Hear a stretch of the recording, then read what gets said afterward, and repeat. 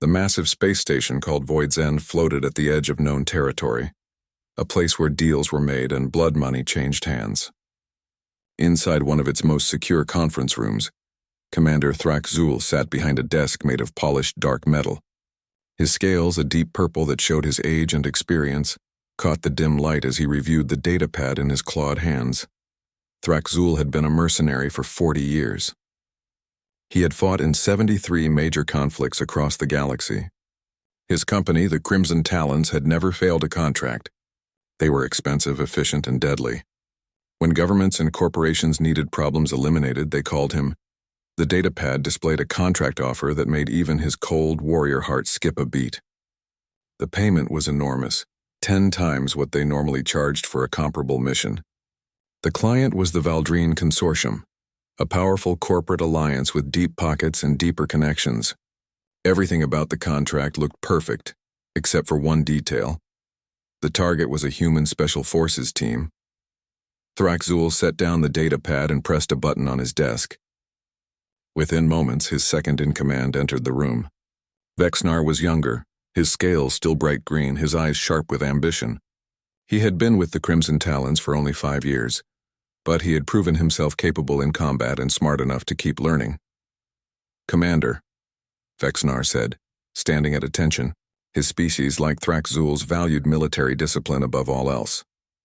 "Look at this contract," Thraxul said, sliding the datapad across the desk. Vexnar picked it up and read through the details. His eyes widened when he saw the payment amount. "Commander, this is incredible. With this money, we could upgrade our entire fleet. We could recruit another battalion. This could set us up for years. Read the target description," Thraxul said quietly. Vexnar scrolled down, and his enthusiasm began to fade. "Human Special Forces. A small team. Only 8 operators according to intelligence reports. They're in the Terran border zone operating without heavy support." He looked up, confused. "Commander, it's 8 targets. We have 300 trained soldiers. This should be simple." "Rejected," Thraxul said. The word hung in the air like a blade. "Commander?" Vexnar couldn't hide his shock. "We've taken contracts for half this payment against targets 10 times as difficult. Why would we refuse this?" Thraxul pulled up his computer terminal and accessed the Mercenary Guild database. His claws clicked against the keyboard as he typed in a search query. "Contracts against human special forces." A list appeared on the screen. Hundreds of contracts, all marked with the same symbol in red. A skull with a horizontal line through it. "Do you know what this symbol means?" Thraxul asked. "A death contract," Vexnar said slowly. "A mission where the mercenaries are more likely to die than succeed." "Exactly," Thraxul confirmed. He highlighted the list. Every single one of these contracts was offered over the past 20 years. The payment amounts range from very high to absolutely insane. Some offered enough money to buy a small moon. And Vexnar was still confused, and every single one was rejected. By everyone. The Iron Scale Battalion rejected 1. The Korthax Horde rejected 3. The Phantom Blades, the Star Reapers, the Void Hunters, all of them rejected these contracts. Thraxul leaned back in his chair. 15,000 registered mercenary companies in the galaxy, Vexnar. Not one will take a contract against human special forces. Vexnar stared at the list, his mind struggling to understand. Mercenaries lived for profit. They risked their lives for money. A contract that paid this much should have companies fighting each other for the chance to accept it. "Why?" he finally asked. Thraxul pulled up another file and turned the screen toward his second-in-command. It was a casualty report, but the numbers made no sense. Over 4,000 dead, and the mission had been classified as a complete failure. "The Iron Scale Battalion," Thraxul said. 15 years ago, they were the most feared mercenary company in the galaxy. 5,000 elite warriors who had never lost a battle. They took a contract against a human special forces outpost. 30 humans. What happened? Vexnar's voice was barely a whisper. "They were destroyed," Thraxul said simply. "The humans killed over 4,000 of them in 3 days. The survivors refused to ever speak about what happened in detail. The Iron Scale Battalion disbanded shortly after. Their commander committed ritual suicide out of shame." Vexnar sat down without being invited, staring at the screen. His military training told him this was impossible. No force of 30 could defeat 5,000 trained warriors. It violated every principle of warfare he had ever learned. There must be an explanation, he said. Some kind of special weapons technology. Orbital support? Reinforcements? None of that, Thraxul said. I've read every report I could access. The humans had standard weapons, no orbital support, and no reinforcements until the battle was over. They simply fought better. He stood and walked to the window, looking out at the stars beyond the station. I've been a mercenary for a long time, Vexnar. I've fought against every major species in the galaxy. I've won battles against impossible odds. I understand warfare. He turned back to face his second-in-command. But I've also learned to recognize when something is beyond my understanding. Human special forces are that thing. I don't believe in bogeymen, Commander, Vexnar said, trying to sound confident. They're just soldiers. Well-trained maybe, but still just soldiers. Thraxul smiled, but it was not a happy expression. When I was your age, I thought the same thing. Then I met them. You fought against human special forces? No, Thraxul said. I fought alongside them 30 years ago during the Frontier Wars. It was a joint operation. Our company and a human team. 12 of them. He sat back down, and for a moment he looked old and tired. We were pinned down by enemy forces, outnumbered and low on ammunition. The situation was hopeless. I was ready to order a retreat, maybe surrender if we could get terms. What happened? The human commander, a man named Ryan Foster, he just smiled. Actually smiled. Then he said something I'll never forget. Well, I guess we should get to work. And they did. Those 12 humans broke the enemy position in 4 hours. They moved through enemy fire like it wasn't there. They fought with a creativity and aggression I had never seen. When it was over, we had won, and all 12 of them were still alive despite injuries that should have killed them. Vexnar listened, trying to imagine it. After the battle, I asked Commander Foster how they did it. He told me something that made my blood cold. He said this wasn't even that bad. We train in worse conditions than this every month. Thraxul met Vexnar's eyes. They train to fight in conditions worse than actual combat. They prepare for nightmares and call it routine. So we're rejecting this contract out of fear? Vexnar asked. No, Thraxul said firmly. We're rejecting it out of wisdom. Fear is what you feel when you don't understand the danger. Wisdom is when you do understand and make the right choice anyway. He marked the contract with the death symbol and filed it away. Send a message to the Valdrine Consortium. Tell them we decline their offer and suggest they reconsider their entire plan. They won't like that, Vexnar said. They'll like it better than being dead, Thraxul replied. After Vexnar left, Thraxul sat alone in his office thinking about Commander Foster and those 12 humans. He wondered if any of them were still alive, still fighting somewhere in the galaxy. He hoped he never had to find out on the wrong side of a battlefield. In the database, the contract remained marked with the death symbol, joining hundreds of others that would never be accepted. Somewhere in the Terran border zone, 8 human special forces operators continued their mission, completely unaware that they had just been protected not by their military, but by the terrified respect of the galaxy's most dangerous mercenaries. The legend of human special forces was not built on propaganda or exaggeration. It was built on the bodies of those who had been foolish enough to test the legend and found it to be absolutely true. Vexnar could not let it go.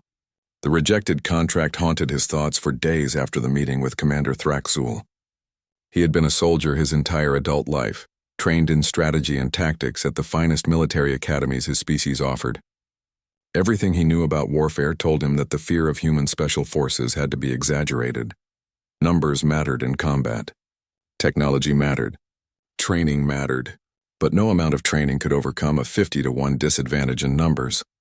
It was mathematically impossible. Late one night cycle on Void's End, Vexnar sat in his private quarters with his personal computer terminal. He had access to certain military databases through his position with the Crimson Talons. If he dug deep enough, he could find the truth behind the legend. He started with the Iron Scale Battalion incident that Thraxul had mentioned. The official report was heavily redacted, but Vexnar had learned over the years how to navigate around security blocks. He found older versions of the report, backup files, and personal logs from soldiers who had survived the battle. The planet was called Korvax Prime, a jungle world in what was then disputed territory. The human military had established a small outpost there, nothing more than a research station with a security detail. Intelligence reports from the time suggested it held advanced weapon prototypes, making it a high-value target. The Harkon Empire hired the Iron Scale Battalion to eliminate the outpost and secure the technology. The contract seemed straightforward.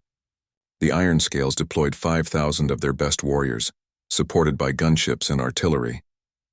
They had orbital surveillance showing exactly 30 human soldiers at the outpost. The attack began at dawn on the 7th day of the 3rd month, 15 years ago. Vexnar read through the initial reports, watching as confidence turned to confusion, then confusion turned to fear. The Iron Scales had surrounded the outpost completely, cutting off all escape routes. Their commander, a legendary warrior named Cragthor, had personally overseen the battle plan. They would strike fast, overwhelm the defenders with superior numbers, and complete the mission within hours. The first wave of 500 Iron Scale warriors moved in for the assault. The human outpost appeared quiet, almost abandoned. When the attackers were within 100 meters, the base exploded. Not from defensive fire, but from deliberate demolition. The humans had rigged their own base with explosives and destroyed it, along with whatever technology had been inside. The blast killed 70 Iron Scale warriors and wounded hundreds more. But that was just the beginning. The humans had vanished into the jungle. All 30 of them, led by a human called Captain Jake Morrison, had abandoned their defensive position and disappeared into the terrain. The Iron Scales, expecting a conventional battle, suddenly found themselves hunting ghosts. Vexnar read survivor testimonies with growing unease. The jungle of Korvax Prime was dense, hot, and filled with dangerous native creatures. The Iron Scales had environmental suits to protect them from the heat and toxins in the air. They had thermal scanners to track warm bodies through the vegetation. None of it mattered. The humans moved through the jungle like they had been born there. They covered their heat signatures with mud and local plants. They traveled through water to avoid leaving tracks. They climbed into the canopy where the heavy Iron Scale warriors could not follow, and they began to hunt. The first deaths came on the first night. Sentries at the Iron Scale camps were found with their throats cut, killed silently in the darkness. Their weapons were missing. One patrol of 10 warriors simply vanished, their bodies discovered days later in a ravine, apparently killed in an ambush. Commander Cragthor ordered his forces to spread out and sweep the jungle systematically. He divided his army into groups of 50, giving each squad the numbers and firepower to handle any threat. It was sound military strategy. The humans made him pay for it. One by one, the squads were attacked, not in direct confrontations, but through ambushes, traps, and hit-and-run attacks. The humans used the jungle itself as a weapon. They dug pit traps covered with vegetation that dropped entire squads into sharpened stakes. They rigged trees to fall on passing patrols. They poisoned water sources with local toxins that left warriors sick and vulnerable. But the worst part, according to the testimonies Vexnar read, was the psychological warfare. The humans played recordings through the jungle at night, sounds of wounded warriors crying for help. When rescue parties went to investigate, they found nothing but speakers hidden in the trees, and often walked into ambushes. The humans left messages scratched into tree bark in the Iron Scale language, counting down the number of enemy soldiers remaining. They hung equipment from dead warriors in the trees where patrols would find them. One testimony from a soldier named Thexar described hearing laughter in the jungle. Human laughter, close enough to hear clearly but impossible to locate. He described the feeling of being hunted, of knowing that something was watching from the shadows but never seeing it until it was too late. The Iron Scales had superior numbers, but the jungle was huge and the humans used every meter of it. When the aliens set up a fortified position, the humans simply avoided it. When they tried to track the human team, they found only false trails leading to traps. When they used their technology to scan for the enemy, the humans hid in ways that defeated the sensors. By the second day, the Iron Scale Battalion had lost over 1,000 warriors. Commander Cragthor called for reinforcements and air support. Gunships swept the jungle with thermal imaging and weapons fire, destroying acres of vegetation. They killed hundreds of local animals, but not a single human. The humans had gone underground, literally. They dug into the roots of massive trees, creating hidden bunkers that were invisible from the air. They moved through networks of caves and streams. They stayed one step ahead of every countermeasure the Iron Scales deployed. On the third day, the Iron Scales tried a different approach.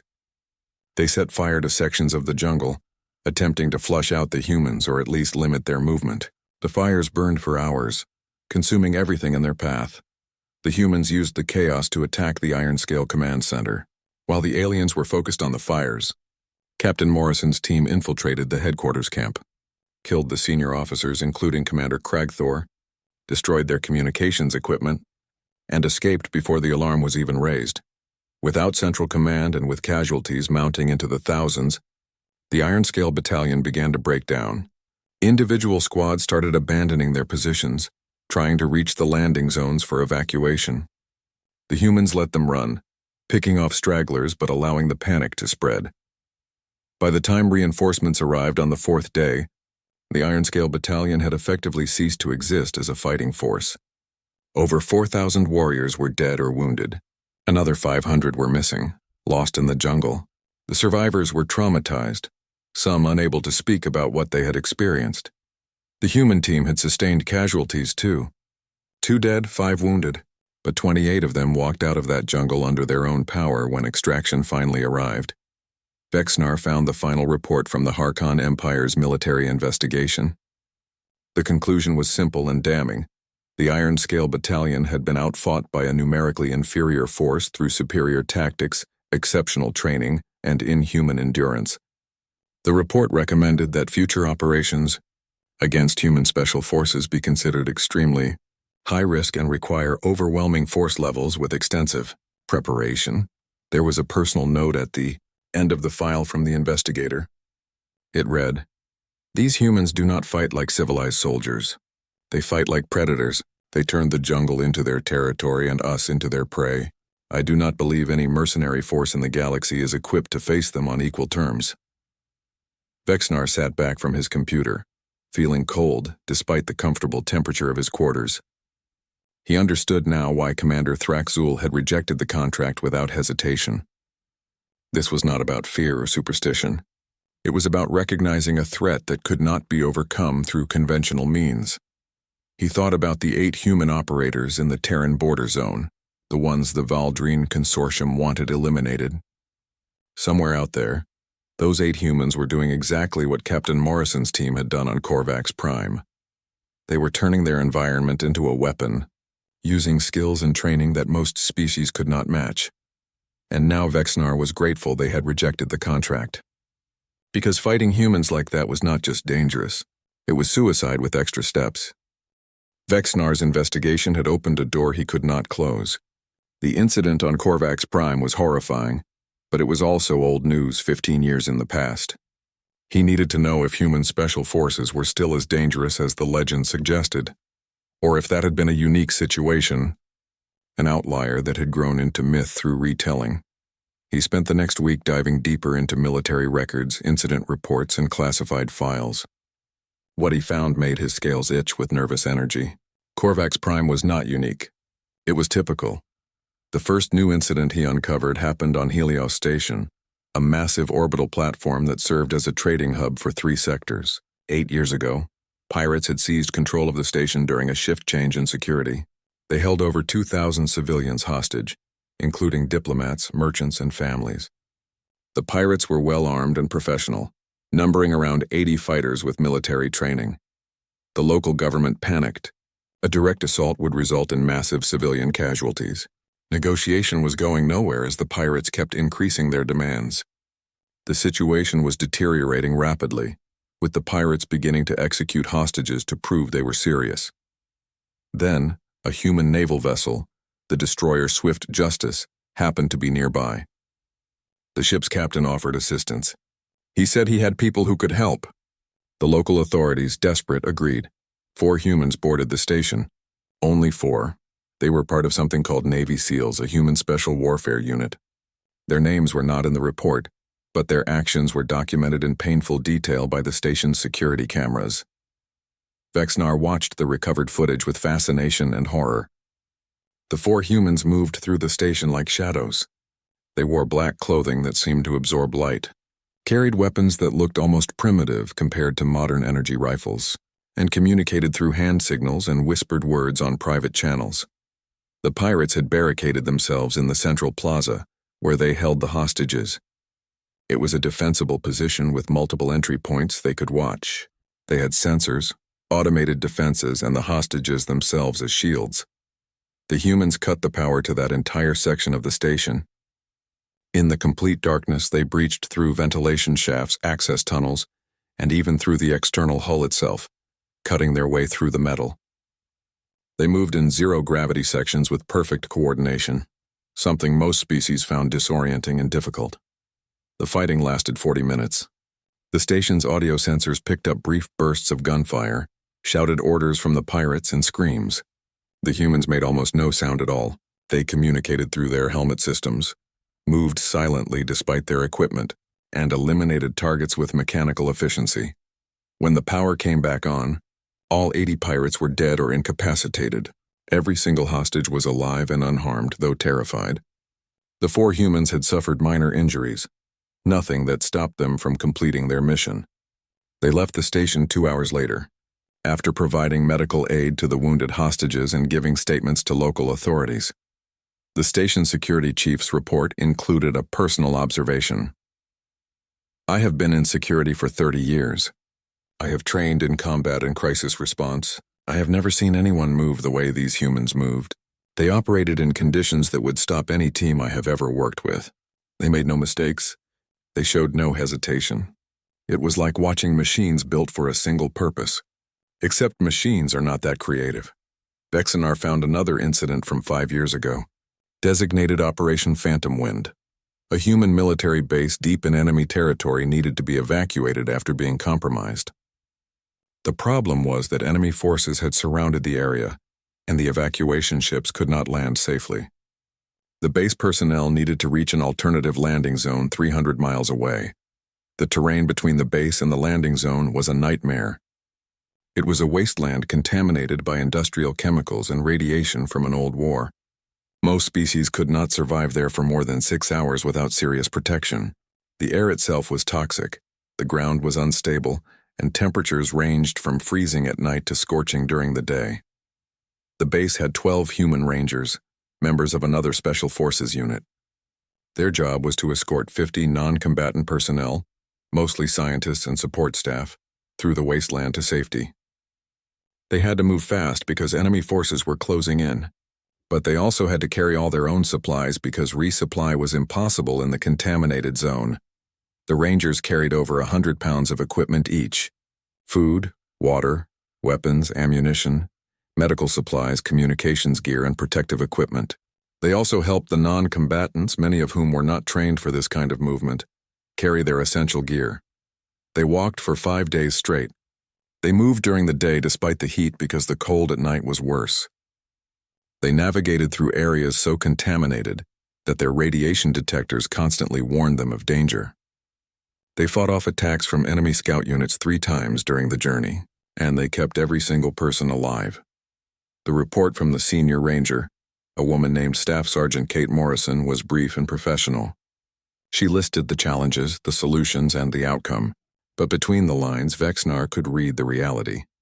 They had walked 300 miles in conditions that should have killed them, while protecting people who could not protect themselves, against an enemy that outnumbered them, without rest or resupply. The local commander who debriefed them asked how they managed it. Staff Sergeant Morrison's response was in the file. "This is what we train for. We don't train for easy missions. We train for the worst possible situations, and then we train for situations worse than that. This was difficult, but we knew we could do it." Vexenar began to notice patterns in all these reports. The humans had certain traits that appeared again and again. First was their endurance. They operated for days without sleep, pushing their bodies beyond what should be possible. Other species needed rest cycles, recovery time. Humans just kept moving. Second was their adaptability. They encountered problems and immediately created solutions. They used whatever was available, turned their environment into an advantage, and adjusted their tactics in real time. Where other soldiers followed doctrine, humans seemed to write new doctrine on the spot. Third was their pain tolerance. The reports documented humans continuing to fight with injuries that would incapacitate warriors from other species. Broken bones, burns, lacerations. They treated these as inconveniences rather than mission-ending wounds. They applied basic medical treatment to themselves and kept going. Fourth, and perhaps most disturbing, was their creativity and violence. Humans did not just fight. They invented new ways to fight. They turned ordinary objects into weapons, set traps that no one expected, and attacked from directions that seemed impossible. They thought about violence the way artists thought about their craft. Vexenar found psychological assessments of human special forces operators. The reports were written by alien military observers trying to understand what made these humans so effective. One assessment stood out. It explained that humans were persistence hunters on their homeworld. Before they developed advanced technology, they hunted prey by chasing it until it collapsed from exhaustion. Humans were not the fastest species or the strongest, but they could keep going longer than anything else. They evolved to endure. Then they took that evolutionary advantage and built military training systems around it. They created selection programs that eliminated anyone who could not maintain that endurance under stress. They trained the survivors in every possible combat skill, put them through scenarios designed to break them mentally and physically, and taught them that quitting was not an option. The result was warriors who combined natural endurance with learned skills and an unbreakable mindset. They were not superhuman. They were simply humans pushed to the absolute limit of what their species could achieve. And that limit was higher than most other species could reach even at their best. Vexenar found one more file that made everything clear. It was a training video from a human facility, showing candidates for their special forces going through selection. He watched humans carry heavy loads for miles, swim in freezing water, navigate obstacle courses designed to be barely possible, all while instructors yelled at them and created additional stress. The video showed candidates failing, collapsing, giving up. But it also showed the ones who kept going, the ones who fell and got back up, the ones who finished the course even though everything hurt, and their bodies were screaming for rest.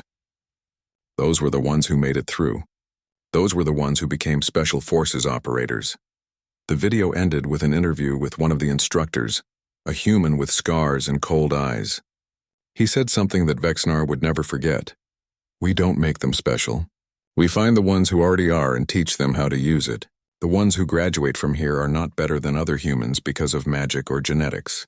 They are better because they refuse to quit no matter what." Vexenar closed all the files and sat in darkness thinking. Commander Thraxel was right to refuse the contract. Anyone who accepted After weeks of research, Vexenar knew he needed something that documents could not provide. He needed to talk to someone who had actually been there, someone who had fought alongside human special forces and survived to tell the story. Files and reports could only tell him so much. He needed personal experience. Finding such a person was not easy. Most mercenaries who encountered human special forces were either dead or had encountered them as enemies, which meant they usually did not want to talk about the experience. But Vexenar was persistent and he had connections throughout the mercenary networks. Eventually he found someone.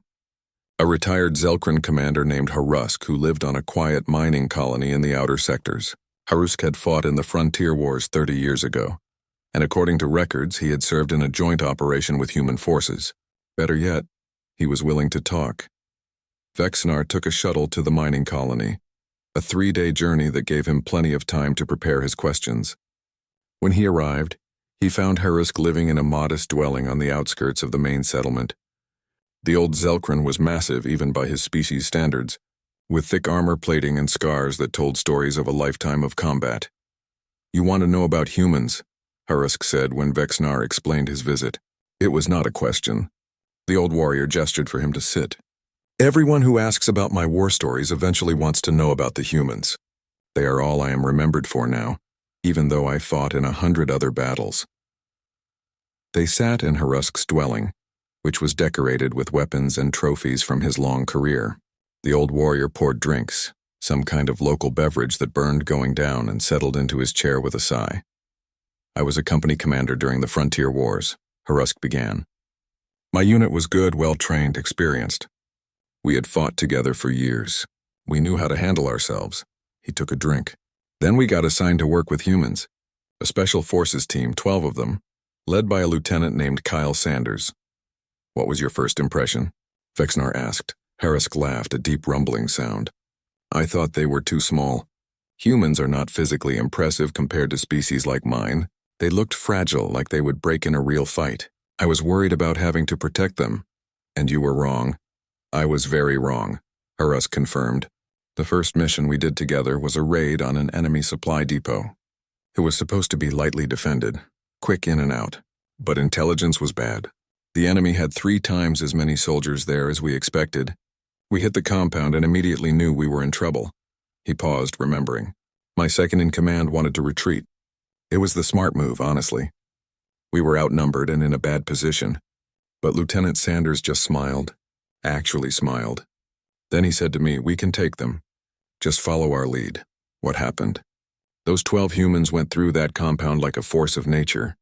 They moved faster than I thought possible, coordinated their fire perfectly, used every piece of cover. They threw grenades around corners, shot through walls where they knew enemies were hiding, and flanked positions that should have been unflankable.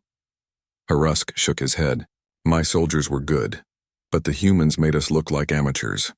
We won that fight because of them. Vexnar leaned forward. But they are just well-trained soldiers, right? Good tactics and training? No, Harusk said firmly. It was more than that. After the battle, I talked to Lieutenant Sanders. I asked him how they fought like that. He told me something that I think about even now, 30 years later. He said, "This is easy compared to training. Training is harder than actual combat." That is what he told me. I did not believe him, so I asked him to explain.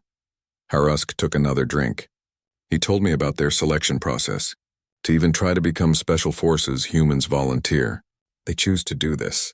Then they go through training that eliminates 90% of the candidates. Not because they are weak, but because the training is designed to be almost impossible. What kind of training? Vexnar asked, though he had read some of this in the files. Hearing it from someone who had been there was different. They train in the worst conditions they can create, Harusk said. Freezing water, extreme heat, carrying heavy loads for days without sleep, running until their bodies break down. And the instructors deliberately make it harder. They yell at the candidates, stress them, create problems that seem impossible to solve.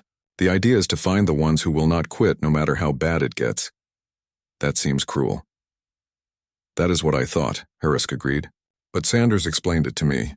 He said that in real combat, things will go wrong. Plans will fail, equipment will break, people will get hurt. Special forces operators need to be able to function when everything is falling apart. So they train in situations where everything is already falling apart, and they learn to operate anyway. Harusk stood and walked to his window, looking out at the mining colony. I remember one mission where we were pinned down for 2 days. No resupply, running low on ammunition, wounded soldiers. It was bad. My troops were exhausted, scared, ready to surrender if it came to that. But the humans? They acted like it was just another day. They were not afraid. Oh, they were afraid, Harusk said.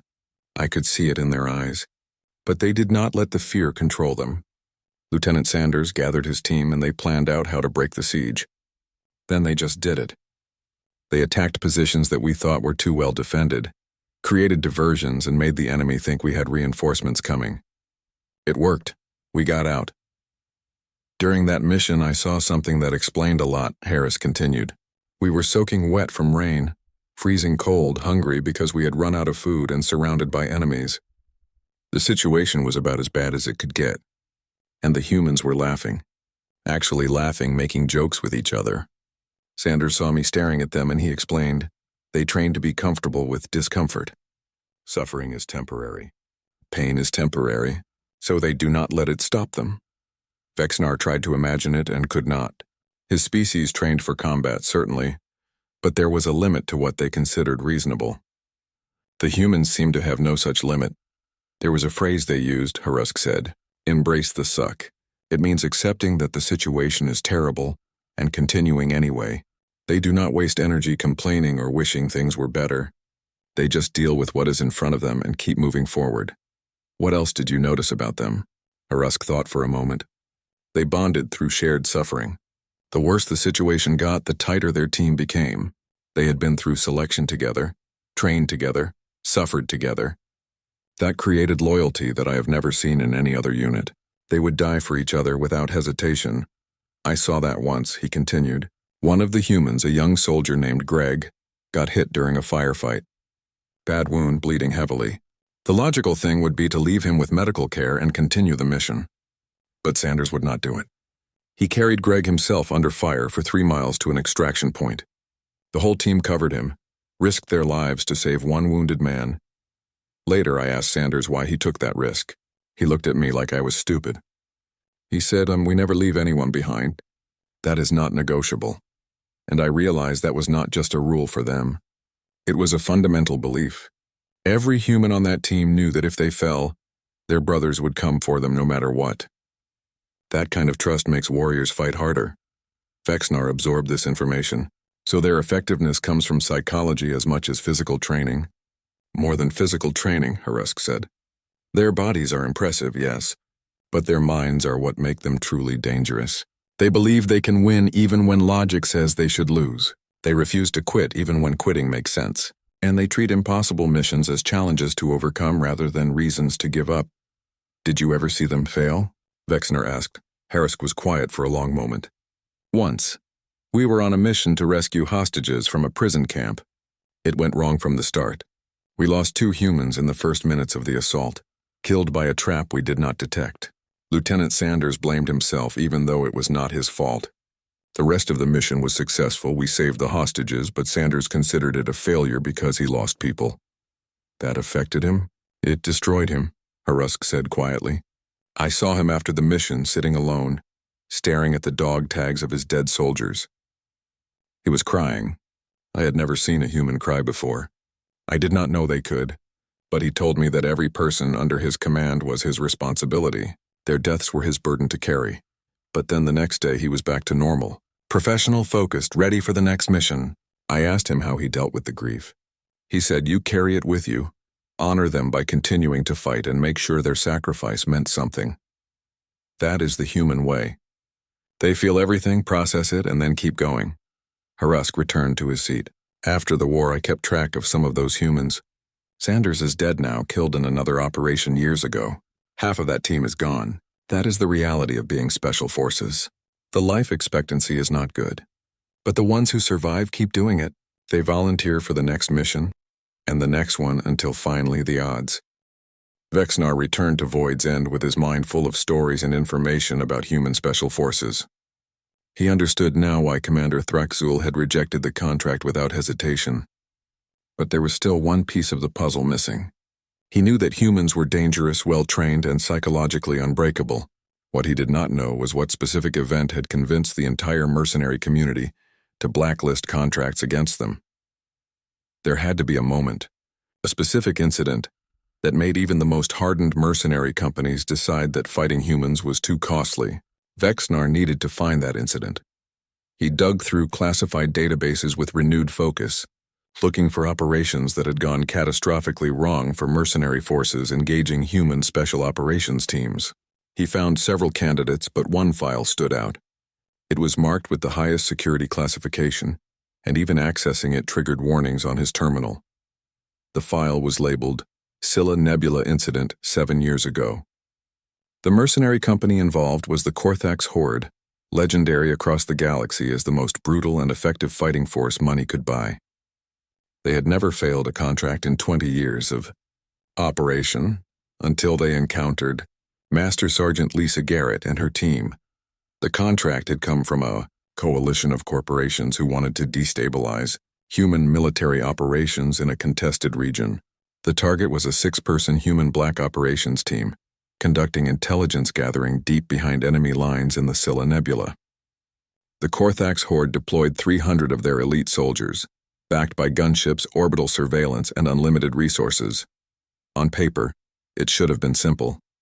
Find 6 humans in a hostile urban environment, capture or eliminate them, and collect payment. The Korthax commander, a veteran named Draxkor, considered it almost insulting to send 300 warriors after 6 targets. He expected the operation to be over within a day. It took 3 weeks, and when it was over, the Korthax Horde's reputation was shattered. Vexnar read through the operational logs with fascination. The Korthax had located the human team within the first 12 hours, using advanced surveillance and local informants. The humans were operating out of an abandoned industrial sector in a city called New Haven, a sprawling urban nightmare of rusted factories and forgotten tunnels. The Korthax deployed forces to surround the area, cutting off all escape routes.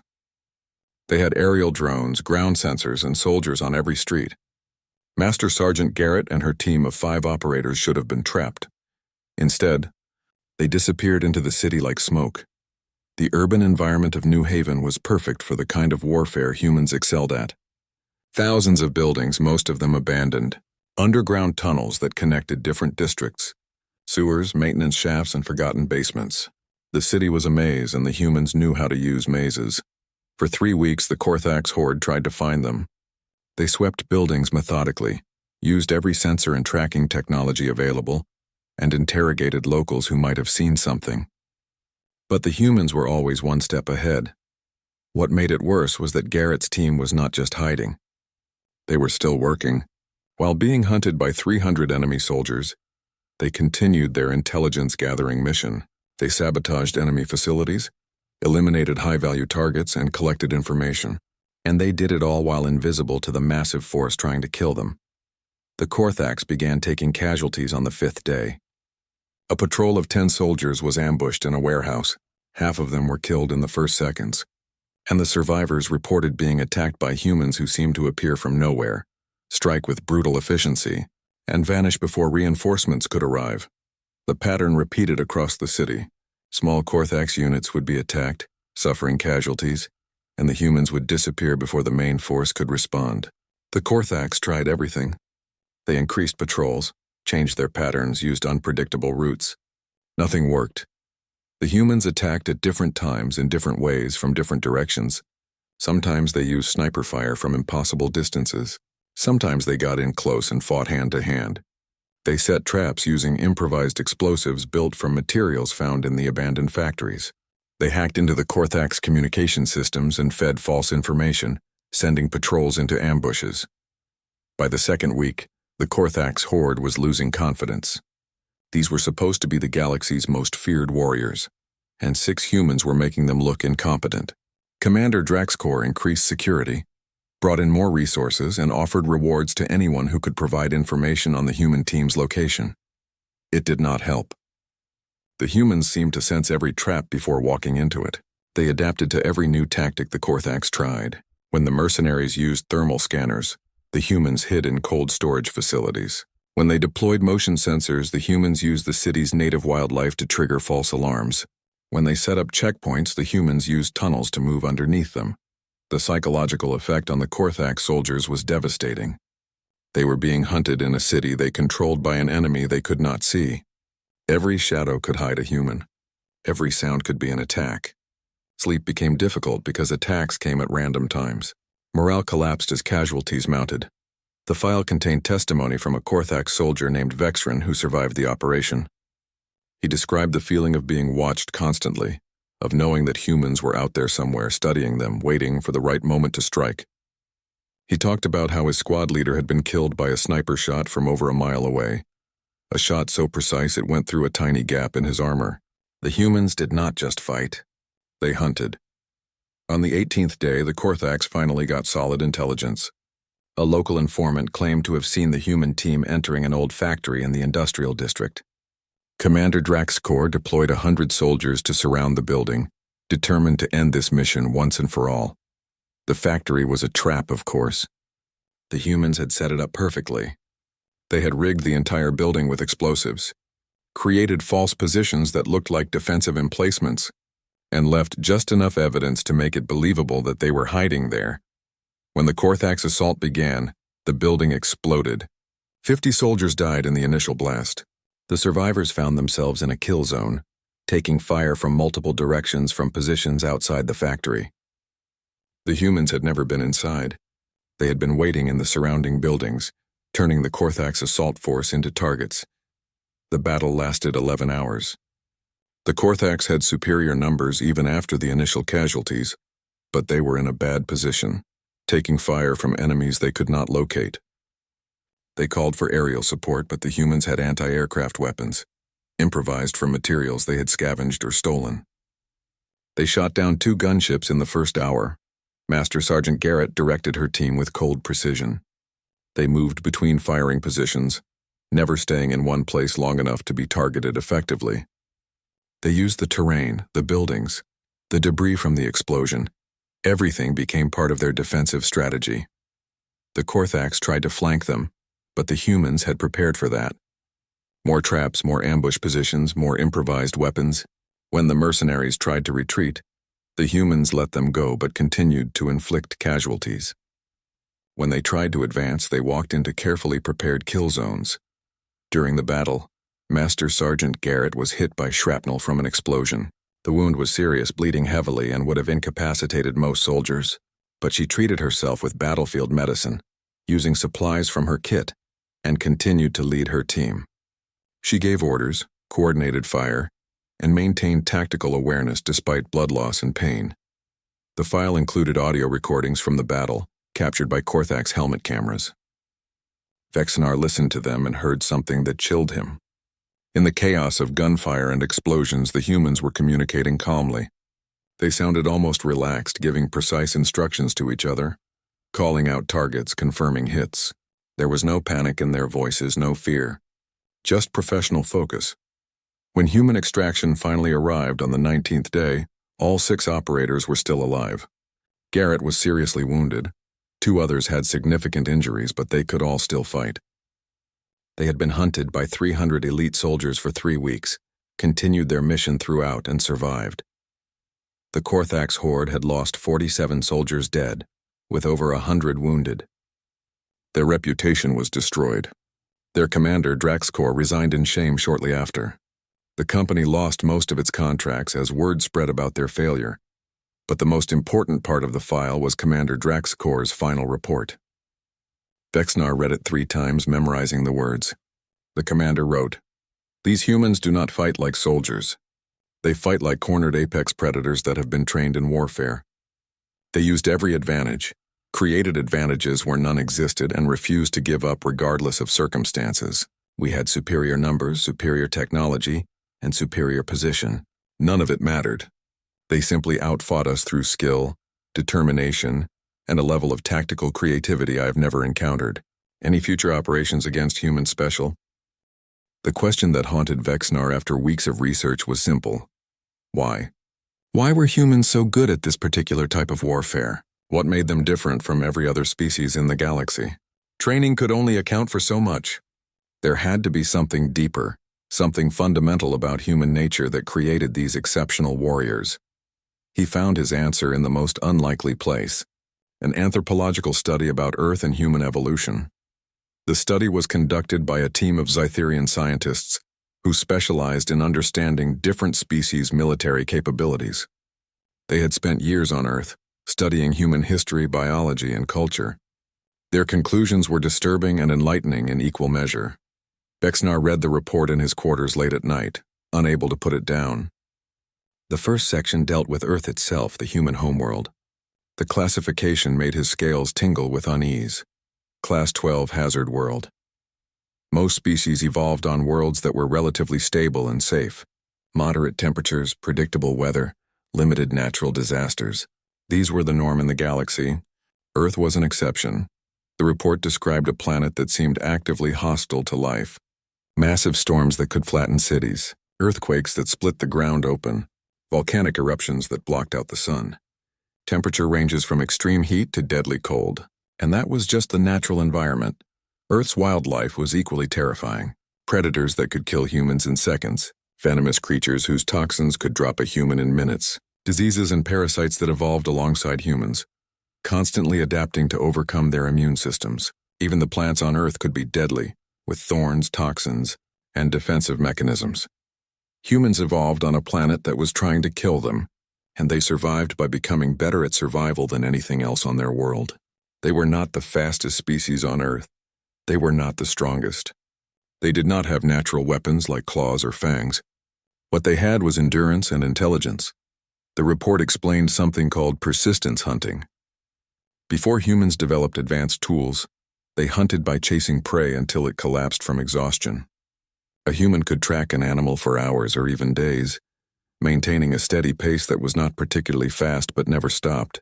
The prey would run, rest, run again, but the human would keep coming.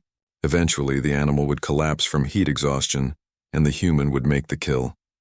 This hunting method required several traits that humans still possessed. Exceptional endurance, especially in heat that would stop most predators. The ability to track prey over long distances. Mental focus to maintain pursuit for hours without getting distracted. and perhaps most importantly, the psychological determination to keep going even when tired, hungry, and uncomfortable. These traits, developed over millions of years of evolution, were exactly what made human special forces so effective. They were persistence hunters who had been given military training and modern weapons. They could track enemies for days, operate in conditions that would stop other species, and maintain focus through exhaustion and pain. But the report went deeper. It analyzed human history, the thousands of years of warfare that shaped human military culture. Humans had been fighting each other since before they had writing. They had developed tactics, strategies, and weapons through constant conflict. War was not just something humans did occasionally. It was woven into their entire history. The study included examples that made Vexnar understand the depth of human military experience. Ancient human armies that marched for months across hostile terrain. Warriors who fought in armor that weighed as much as a small person, in heat that should have killed them. Soldiers who stood in formation while enemies shot at them, maintaining discipline even as their friends died around them. Humans had refined warfare into an art form over thousands of years. Every major human civilization had military traditions, training methods, and philosophies about combat. They studied war the way other species studied science or art. They wrote books about it, taught it in schools, and honored their warriors with the highest respect their societies could offer. The report noted something else significant. Humans had a concept called the warrior ethos, a set of values that guided their military personnel. These values included courage, honor, loyalty, and duty. But they also included something more dangerous, the refusal to accept defeat. Human warriors were taught from the beginning of their training that surrender was shameful, that giving up was worse than death. This was not universal among all humans, of course, but it was especially strong in their special forces communities.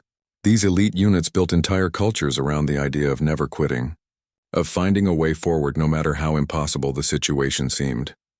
Vexnar found a section of the report that analyzed human special forces, selection, and training in detail.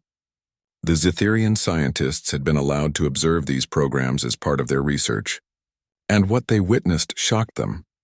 The report described candidates being pushed to physical and mental breaking points deliberately. They were deprived of sleep for days while being forced to perform complex tasks. They were put in water cold enough to cause hypothermia and told to stay there for hours. They carried weights that damaged their bodies, ran until they vomited, and then were told to run more. The instructors in these programs were not trying to build physical strength, though that was a side effect. They were testing mental resilience. They wanted to find the humans who could function when everything hurt, when they were exhausted beyond reason, when their bodies were telling them to quit. The ones who passed these tests became special forces operators, but even after selection, the training continued. The report detailed exercises that seemed designed to simulate the worst possible combat scenarios. Humans were put in situations where they had no good options and told to succeed anyway. They were given impossible missions with inadequate resources and expected to complete them. They practiced fighting in every environment Earth offered, from frozen tundra to burning deserts to underwater. The Zetherian scientists had interviewed human special forces operators as part of their research. One interview stood out to Vexnar. A human named Sergeant Cole Davis explained his philosophy. The easy day was yesterday. Every day we train harder than the day before.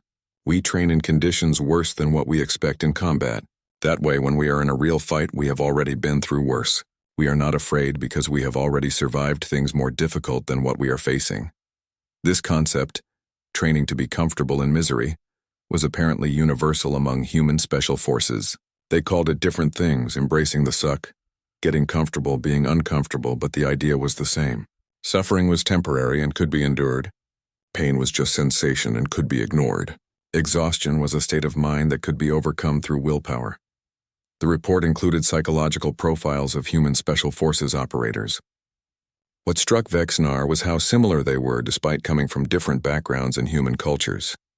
They all shared certain traits: high pain tolerance, exceptional focus under stress, strong bonding with their team members, and an almost pathological refusal to quit. These psychological traits were not natural. They were carefully cultivated through selection and training. The humans had figured out how to identify people with the potential for these traits, and then strengthen them through controlled stress and hardship. It was brutal, but it worked. The report also analyzed human military culture more broadly. Humans honored their warriors in ways that most species did not. They built monuments to fallen soldiers, told stories about military heroes, and treated service in the military as noble and honorable. This created a culture where joining special forces was seen as the ultimate achievement, something to aspire to rather than something to avoid. Young humans grew up hearing stories about special forces operators, watching movies about their exploits and learning about famous missions. By the time they were old enough to volunteer, they already had a mythology built up around these units. This meant that the humans who tried to join special forces were already mentally prepared for what they would face. They wanted to be part of that legend. There was another element that the report highlighted. Human special forces units had long histories and traditions. Some of these units had existed for hundreds of years, with each generation of operators adding to the legacy. When a human joined one of these units, they were not just becoming a soldier. They were joining a brotherhood that stretched back through time, connecting them to warriors who had fought in ancient wars and modern conflicts alike. This sense of legacy created additional pressure to perform. No human operator wanted to be the one who failed, who let down the warriors who came before them. They carried the weight of their unit's history with them on every mission, which made them fight harder and refuse to quit even when logic said they should. The Zetherian report concluded with a warning. Humans were not superhuman. They could be killed, could fail, could be defeated. But defeating human special forces required understanding what made them effective, and countering it specifically, simply having superior numbers or... 3 months had passed since Commander Thraxul rejected the Valdrine Consortium's contract. Vexnar had spent that time diving deep into the reality of human special forces, learning things that changed how he viewed warfare itself. Now he sat across from his commander once again, but this time he came with understanding rather than questions. "You have been busy," Thraxul observed, his scales catching the light as he gestured to the datapad Vexnar had brought. It contained all the research, all the files, all the testimony and reports that explained why humans were different. "I needed to know," Vexnar said simply. "I needed to understand why we turned down that much money." Thraxul leaned back in his chair, studying his second-in-command with eyes that had seen too many battles. "And now you understand?" "I do," Vexnar confirmed. "Human special forces are not just elite soldiers. They are something else entirely. They are shaped by their evolution, their history, their training, and their psychology into warriors that most species cannot match." "Tell me what you learned," Thraxul said. "Not the facts. Tell me what you truly learned." Vexnar thought about how to put it into words. "I learned that humans are persistence hunters from a death world. They evolved to endure things that would kill most other species. Then they took those evolutionary advantages and built military traditions around them for thousands of years. Their special forces are the result of taking humans who already have exceptional endurance and mental toughness, then training them in conditions designed to break anyone who is not absolutely determined to succeed." "And?" Thraxul prompted. "And they never quit," Vexnar continued. "That is what makes them truly dangerous. You can hurt them. You can put them in impossible situations. You can outnumber them and outgun them. None of it matters because they simply refuse to accept defeat. They will find a way to win or they will die trying, and most of the time they find a way." Thraxul nodded slowly. "I told you I fought alongside human special forces once. What I did not tell you was what I learned from that experience." "What did you learn, Commander?" "I learned that there are different kinds of warriors in the galaxy," Thraxul said. "Most of us, we fight for money, for honor, for our people. We are good at what we do, and we take pride in our skills. But we also know when to retreat, when to surrender, when the cost is too high. That is rational. That is smart." He paused, choosing his words carefully. "Human special forces operators are not rational in that way. They fight like the mission is more important than their own lives. They take assignments that should be suicide missions and complete them anyway. They go into situations where retreat is not an option, because they have been trained to believe that failure is worse than death." "That sounds insane," Vexnar said. "It is insane," Thraxul agreed, "but it is also what makes them effective. When you know your enemy will never stop, never quit, never accept defeat, it changes how you fight them. It creates fear, and fear is a powerful weapon." He stood and walked to his window, looking out at the space station and the ships docked there. "The human team I worked with, The one led by Commander Ryan Foster, they became legends in their own military. Foster died 5 years ago, killed in an operation that went wrong. But before he died, he saved his entire team by staying behind to hold off the enemy. He died so they could escape. That is the human way. Do all human special forces operators die in combat eventually? Vexnar asked. Most of them, Thrakzul said quietly. The ones who survive long enough eventually retire, but the casualty rate is high. They volunteer for the most dangerous missions because they believe they are the ones best equipped to handle them, and they are right. But that also means they face the worst combat situations over and over until finally, the odds catch up. Vexnar thought about Master Sergeant Lisa Garrett and her team in the Scylla Nebula, about Captain Jake Morrison on Corvax Prime, about all the human operators who had died completing missions that saved lives and achieved objectives. They know they will probably die doing this, but they do it anyway? They do it because someone has to, Thrakzul said, and they have been trained and selected to be those someones. It is a calling for them, not just a job. There is something else you should understand, Thrakzul continued. Human special forces have a code. They never leave anyone behind. If you kill one of them, the others will hunt you. Not just during that mission. They will hunt you forever. They will use their government's resources, their training, their determination, and they will not stop until they find you. That sounds like a threat, Vexnar said. It is a promise, Thrakzul corrected. I know mercenaries who accepted contracts against human special forces and succeeded in killing some of the operators. Those mercenaries disappeared within a year, just vanished. Nobody knows what happened to them, but we can guess. The surviving humans tracked them down and made them pay for killing their brothers. Vexnar felt cold despite the comfortable temperature of the office. So taking a contract against human special forces is not just dangerous during the mission. It creates enemies who will never stop hunting you. Exactly, Thrakzul confirmed. That is another reason why the entire mercenary community refuses these contracts.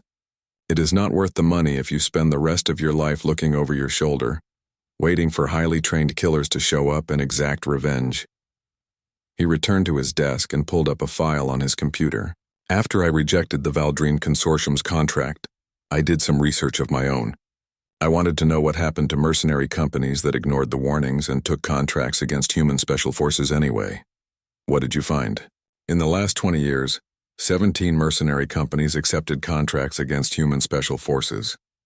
12 of those companies no longer exist. They were destroyed in the missions, suffering casualties so severe they could not recover.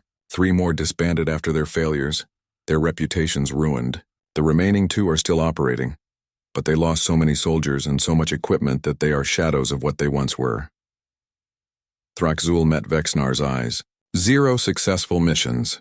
0. Every single company that tried to fight human special forces either failed completely or achieved their objective at such a high cost that it was not worth it. The message is clear. Humans are not targets. They are hazards to be avoided. Has the Valdrine Consortium found someone to take their contract? Vexnar asked.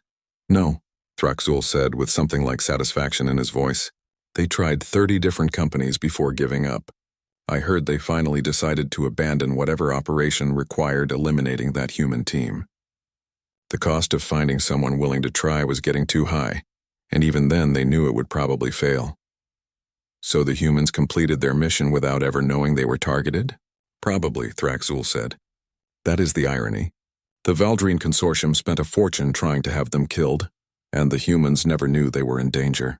They just did their jobs, completed their objectives, and went home.